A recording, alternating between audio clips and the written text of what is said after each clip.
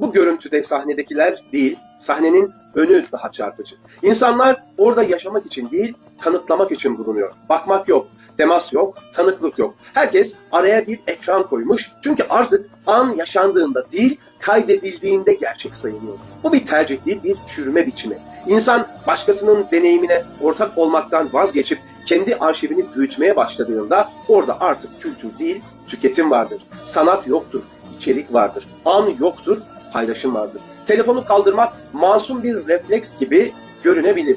Ama aslında şunu söyler bize. Burada olmak yetmiyor. Bunun kanıtı da olmalı. Ve en çürük yer tam da burası. Çünkü kanıt ihtiyacı deneyimin boşluğundan doğar. Bu insanlar anı kaçırmıyor, anı hiç istemiyor. İstedikleri şey sonra gösterecekleri bir iz. Gözle değil, lensle bakılan her şey ölür. Orada müzik hala çalınıyor olabilir ama yaşantı çoktan ama çoktan kapanmıştır.